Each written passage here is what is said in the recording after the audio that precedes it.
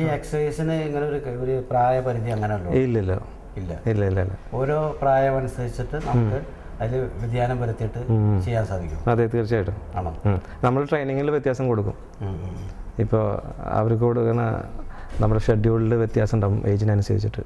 ഇപ്പോൾ ഇപ്പോൾ ഒരു ജോയിൻ ചെയ്യാൻ ഒരു പുതിയ ആൾ വന്നിട്ടുണ്ടെങ്കിൽ എനിക്ക് അയാൾക്ക് എന്തൊക്കെ അസുഖങ്ങളും കാര്യങ്ങളും ഞാൻ ഡീറ്റെയിൽസ് കംപ്ലീറ്റ് കളക്ട് ചെയ്യും. എന്നിട്ടാണ് ആൾ ട്രെയിനിങ്ങിൻ്റെ കാര്യങ്ങൾ കൊടുക്കാറുള്ളൂ. അത് ചെയ്യുന്ന റിയാസ് തന്നെയാണോ അവിടെ? ഇവരുടെ ട്രെയിനേഴ്സ് ഉണ്ട്. വേറെ ആരൊക്കെ ഉള്ളത്? ഇവിടെ ഒരു മിസറുണ്ട്, ഒരു ശ്രീലങ്ക ഉണ്ട്, ഒരു മലയാളി ഉണ്ട്, ഒരു പാകിസ്ഥാനി ഉണ്ട്. ഇവിടെ തന്നെ 6 ട്രെയിനേഴ്സ് ഉണ്ട് ഇവിടെ പുതിയതിൽ. അതെന്താ എല്ലാ രാജ്യങ്ങളിൽ നിന്നും ഓരോരുത്തരും?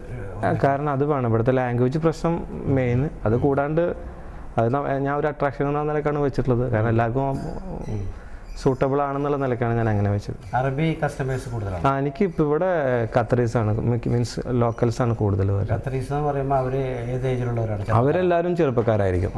എല്ലാവരും ഇവർ നമ്മളെക്കാട്ടും കൂടുതൽ ഇൻട്രസ്റ്റ് കാണിക്കുന്നുണ്ട് ബോഡി ബിൽഡിങ്ങിൽ. അതെന്താ അവരായിട്ട് സംസാരിക്കുമ്പോൾ എന്താണ് അവർ പറയുന്നത്? അവർ വളരെ ഇപ്പോഴത്തെ ചെറുപ്പക്കാരിരിക്കും എന്നുള്ളത് ഞങ്ങളുടെയൊക്കെ കാലഘട്ടം വെച്ചിട്ടുള്ള ചെറുപ്പക്കാരെ വെച്ച് കമ്പയർ ചെയ്യുമ്പോൾ കുറച്ചും കൂടി മറ്റുള്ള ദൂഷ്യ സ്വഭാവങ്ങളില്ലാതെ സ്മോക്കിങ് കുറവാണെന്നോ? സ്മോക്കിംഗ് ആൾക്കാരൊന്നും ഇതിൽ കൂടുതൽ ഇൻട്രസ്റ്റ് കാണിക്കില്ല. അവർക്ക് അതിനുള്ള ഉണ്ടാവില്ല. സ്മോക്കിങ് സ്മോക്കിങ് മറ്റുള്ള ഒരു മദ്യപാനം ചെയ്യുന്ന ആളായാലും ഇതിൽ വന്നു കഴിഞ്ഞാൽ അതിൽ ഒക്കെ ഒരു ഭയങ്കരമായിട്ടുള്ളൊരു കുറവുണ്ടാവും തീർച്ചയായിട്ടും. അപ്പോൾ അതുകൊണ്ട് അങ്ങനെയുള്ള ഇപ്പോഴത്തെ ജനറേഷൻ ശരിക്കും ഇതിലോട്ട് വരണം എന്നുള്ളതാണ് എൻ്റെ അഭിപ്രായം.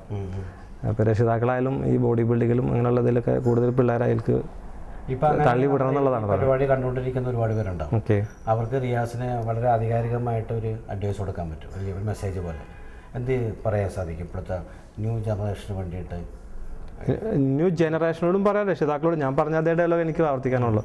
ഇപ്പോൾ രക്ഷിതാക്കളോടും പിള്ളേരോടും ഈ ഫീൽഡിലേക്ക് ബോഡി ബിൽഡിംഗ് അല്ലെന്നുണ്ടെങ്കിൽ ഫിറ്റ്നസ് എന്തെങ്കിലും കാര്യങ്ങൾക്ക് വേണ്ടിയിട്ട് പിള്ളേർ അതിന് വേണ്ടിയിട്ട് പണ്ടൊന്നും അങ്ങനെ പറഞ്ഞു വെച്ചിരുന്നില്ല, വീട്ടുകളിൽ നിന്നൊന്നും പറഞ്ഞു വെച്ചിരുന്നില്ല ബോഡി ബിൽഡിങ്ങിനും അതിനുള്ള സാഹചര്യം ഉണ്ടായിരുന്നുണ്ടാവില്ല. ഇപ്പം അങ്ങനെയല്ല, ഇപ്പം എല്ലാ സ്ഥലത്തും ഉണ്ട് ബോഡി ബിൽഡിംഗ് ഫിറ്റ്നസ് ജിമ്മുകളുണ്ട്. പിള്ളേരത് കൂടുതൽ ഇൻട്രസ്റ്റ് ആക്കാൻ വേണ്ടിയിട്ട് മാതാപിതാക്കളാണ് ശ്രദ്ധിക്കേണ്ടത്. പിള്ളേരെ പറഞ്ഞേക്കുന്നത് അവർ കൂടുതൽ ശ്രദ്ധ പിള്ളേരെ പറഞ്ഞേക്കാം. അപ്പോൾ തന്നെ ഞാൻ പറഞ്ഞ പോലെ തന്നെ ഇതേപോലത്തെ കുറേ ഒരു കാര്യങ്ങൾ ദുശീലങ്ങളിൽ നിന്നൊക്കെ പിള്ളേർ ഒരു മാറി നിൽക്കും എന്നുള്ളത് തന്നെ വലിയ ഇതാണല്ലോ.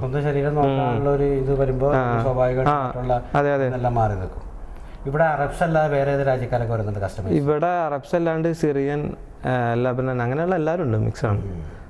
ഈ റിയാസ് കരാട്ടെ പഠിക്കാനുള്ള കാരണം എന്താ ചോദിക്കുമ്പോൾ കരാട്ടേക്കുള്ള ഇൻസ്പിറേഷൻ അവിടെ നിന്നാണ് വന്നത്? കരാട്ടെ പഠിക്കാൻ പല വിധത്തിൽ കരാട്ടെ പഠിക്കാം എന്നുവെച്ചാൽ ഒരു അഭ്യാസം എന്ന നിലയിൽ പഠിക്കാം, പിന്നെ അല്ലാതെ ചില ആൾക്കാർ പഠിക്കും, ചില കാരണങ്ങൾ കൊണ്ടൊക്കെ പഠിക്കും, പല കാരണങ്ങളും. അതായത് ചോദിച്ചത് എന്തായാലും ഞാൻ അഭ്യാസം അതിൻ്റെ ടെക്നിക്കൊക്കെ ഒന്ന് മനസ്സിലാക്കാം, ആ ഒരു രീതിയിലാണ് കരാട്ടയിലേക്ക് പോയത്. അല്ലാണ്ട് അതിൽ പിന്നെ എനിക്കത് ഇൻട്രസ്റ്റ് ആയി തോന്നി. ഈ ബ്ലാക്ക് ബെൽറ്റ് എന്ന് പറയുമ്പോൾ അതിന് മുമ്പുള്ള ഇതിൻ്റെ പ്രൊസീഡിയേഴ്സ് എന്തൊക്കെയാണ് പറയാം കരാട്ടയിൽ? കരാട്ടെ ബ്രൗണ്, ഗ്രീൻ, അതിന് മുന്നേ കുറേ ബെൽറ്റ്സ് ഒക്കെ ഉണ്ടല്ലോ. ലാസ്റ്റ് ആണല്ലോ ബ്ലാക്ക് ബെൽറ്റ് വരുന്നത്. ബ്ലാക്ക് ബെൽറ്റ് അപ്ഗ്രേഡ് ഉണ്ട്. അപ്ഗ്രേഡ് എന്താണ് പിന്നെ ഫസ്റ്റ് സെക്കൻഡ് അങ്ങനെ പോകുന്നുള്ളൂ ബ്ലാക്കിനെ കുറിച്ച്. റിയാസ് കരാട്ടെ പഠിച്ചുകൊണ്ട് റിയാസിന്റെ ജീവിതത്തിൽ എന്തെങ്കിലും നല്ല ഓർമ്മ കിട്ടുന്ന എന്തെങ്കിലും സംഭവം ഉണ്ടായിട്ടുണ്ട്? എന്തെങ്കിലും ഗുണങ്ങൾ വന്നിട്ടുണ്ടോ ശരിക്കും പറഞ്ഞു? ഉണ്ടായിട്ടുണ്ട്. എന്താണത്? കുറേ കാര്യങ്ങൾ ഇപ്പോൾ മാനസികമായിട്ട് തന്നെ ഒരു സാധാരണ ഒരു വ്യക്തി എന്ന് പറഞ്ഞാൽ നമ്മളിപ്പോൾ ഒരാളായിട്ട് എന്തെങ്കിലും വാക്കായിട്ട് എന്തെങ്കിലും ഉണ്ടെന്നുണ്ടെങ്കിൽ നമുക്ക് ക്ഷമ എന്ന് പറഞ്ഞ സാധനം ഈ ഇതിൻ്റെ മെയിനാണ്. ക്ഷമ കൂടും. കൂടുതൽ പെട്ടെന്ന് ഒരാളെടുത്ത് എനിക്കത് പെട്ടെന്നായിട്ട് ചെയ്യാനുള്ള ഇതിലൊരു നല്ലൊരു ക്ഷമ ആണ് മെയിനായിട്ട് എനിക്ക് തോന്നിയത്. പിന്നെ കൈയായിട്ടല്ല ഞാൻ ഉദ്ദേശിക്കുന്നത്, അതിലും കൂടുതൽ എനിക്ക് ക്ഷമ. നിങ്ങൾ കരാട്ടെ പഠിച്ചവർ ഞാൻ കേട്ടേക്കണത് കൂടുതലും പ്രശ്നങ്ങളിൽ നിന്ന് മാറി നിൽക്കാൻ ശ്രമിക്കും. അതെ അതെ അതെ. എന്നുവെച്ചാൽ നിങ്ങളെ കുറിച്ച് ബോധമാണ്. അതെ, നിങ്ങൾക്ക് ഇത് അറിയാവുന്നതുകൊണ്ട്. അതെ അതെ. വേറൊരാൾ ഇതിന് വന്ന് അങ്ങനെ വല്ല അനുഭവം ഉണ്ടായിട്ടുണ്ടോ? അങ്ങനെ ഉണ്ടായിട്ടുണ്ട്, കുറേ തവണ ഉണ്ടായിട്ടുണ്ട്. നാട്ടിൽ വെച്ചാണോ? നാട്ടിൽ വെച്ചിട്ടാണ്. ഇവിടെ ഒന്നും അങ്ങനെയുള്ള സാഹചര്യങ്ങൾ ഉണ്ടാവാറില്ല. ഇവിടെ ഉണ്ടാവാറുണ്ട്. ഇവിടെ നമ്മുടെ നാടല്ല, വേറെ ഒരു സ്ഥലമാണ്. ഇവിടെ ക്ഷമ മെയിനാണ്. എല്ലാ ആൾക്കാർക്കും വേണ്ടത് ക്ഷമിക്കലാണ്. ഒരാളിങ്ങോട്ട് വന്ന് എന്തെങ്കിലും ചെയ്ത് കഴിഞ്ഞാൽ നമുക്കങ്ങോട്ട് ചെയ്താലും ചെയ്യാൻ പാടില്ല. ക്ഷമയാണ് മെയിനായിട്ട് ഇവിടെ വേണ്ടത്, ഇവിടെ ജീവിക്കാൻ വേണ്ടിയിട്ട്. എനിക്ക് തോന്നണ ഒരു ഇതാണ്. ജീവിക്കാനും എല്ലാ അതെ അതെ. മുഹമ്മദ് നബി എന്ന് പറഞ്ഞത് അതെ അതെ, ക്ഷമയാണ് എൻ്റെ പുതപ്പ്. അതെ.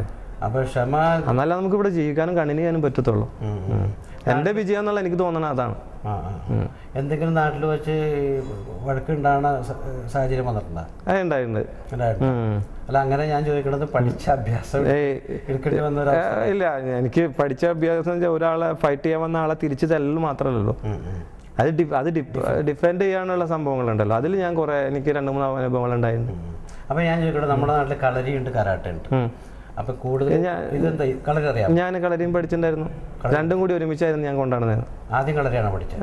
കളരി അല്ല, കരാട്ടയ്ക്ക് പോയി കഴിഞ്ഞിട്ട് പിന്നെ കളരിയിലെ കുറച്ച് ട്രിക്സിന് വേണ്ടിയിട്ട് ഞാൻ കുറച്ചൊക്കെ പോയിട്ടുണ്ടായിരുന്നു. രണ്ടും അറിയാവുന്ന വ്യക്തി എന്നല്ല ചോദിക്കുകയാണെങ്കിൽ കൂടുതൽ പ്രിഫർ ചെയ്യണ ഏതാണ്? കളരി ശരിക്കും കളരിയാണോ ബെറ്റർ? ഡിഫെൻഡ് ചെയ്യാൻ ഏറ്റവും ബെറ്റർ കളരിയാണോ കരാട്ടയാണോ? അത് തന്നെ രണ്ടിനും കൂടി അത് കുഴപ്പിക്കുന്നൊരു ചോദ്യമാണ്. എനിക്ക് അത് രണ്ടിനും ഉത്തരം രണ്ടും ഞാൻ രണ്ടും അറിയാവുന്ന പഠിച്ചിരിക്കുന്നു. അപ്പൊ ഞാൻ ചോദിക്കുന്നത്, ഒരു കളരി അഭ്യസിച്ച ഒരു വ്യക്തി കരാട്ടെ അഭ്യസിച്ച വ്യക്തിയും തമ്മിൽ ഒരു സാഹചര്യത്തിൽ നേരിടേണ്ടി വന്നാൽ ആർക്കായിരിക്കും ജയത്തിന് സാധ്യത? റഹ്മാൻ ഖാനെ ഭയങ്കര കുഴപ്പിക്കണ ചോദ്യം. എനിക്ക് പറയാൻ പറ്റില്ല. അത് ഞാൻ വേറെ കാര്യം ചോദിക്കട്ടെ, ഇപ്പം ഇനി ഇവിടെ നിന്നുള്ള ഡെവലപ്മെന്റ്സ് എന്താണ്? ഇനിയിപ്പോൾ നിങ്ങൾ ഇത്രയും 1 മാസമായി തുടങ്ങി, ഇപ്പം നല്ല രീതിയിൽ പോകുന്നു അൽഹംദുലില്ലാ. ഇപ്പോൾ ഏകദേശം എത്ര പേര് വരുന്നുണ്ട്? ഇപ്പോൾ ഒരു മാസത്തിലുള്ള മെമ്പർ 150 പേരിന് മേലായി ഒരു മാസമായിട്ട്. ഈ പുതിയ ബ്രാഞ്ചിൽ അവിടെ അറൗണ്ട് 1000 ആൾക്കാരുണ്ട്, 1000 മെമ്പർമാർ. സിൽവർ മറ്റേ ഹിലാലിലുണ്ട്. ഹിലാൽ ഏരിയയുടെ പേര് ഹിലാൽ, സെയിം പേര് തന്നെ, സിൽവർ തന്നെ എൻ്റെ. അപ്പോൾ 2 സ്ഥലത്തും പോയി ഇൻസ്ട്രക്ഷൻ കൊടുക്കുന്ന? രണ്ട് സ്ഥലത്തും ഞാൻ പോകും. അവിടുത്തെ കാര്യങ്ങൾ നോക്കി 2 സ്ഥലത്തും. ഇതിനോടനുബന്ധിച്ച് ഇനി ഫർദർ ഡെവലപ്മെന്റ് എന്താണ്? പുതിയ ബ്രാഞ്ചസ് തുടങ്ങാനുള്ള ഒരു ഇതുണ്ട്. ഇവിടെ അറബികളുടെ ഏരിയയിൽ തന്നെ പുതിയൊരു ബ്രാഞ്ച് തുടങ്ങാൻ. ചുരുക്കം പറഞ്ഞാൽ ചാവക്കാട് നിന്ന് റിയാസ് വന്നിട്ട് ഈ ദോഹ നഗരത്തിൽ ഇവിടുത്തെ കറപ്ഷൻ എല്ലാം അല്ലേ ശാരീരികമായിട്ട് ഇവിടെ അങ്ങനെയുള്ള വേറെ മലയാളികൾ നടത്തുന്ന ജിമ്മുണ്ടാകും? വേറെ മലയാളി ഗ്രൂപ്പായിട്ട് ചെയ്യണ മലയാളികൾ ചെയ്യണ ജിമ്മുണ്ട്. ഒറ്റയ്ക്ക് ആരും മലയാളികൾ ജിമ്മ് ഞാൻ കണ്ടിട്ടില്ല. ഒറ്റയ്ക്ക് നടന്ന റിയാസ്? അതെ ഗ്രൂപ്പായിട്ടുണ്ട്.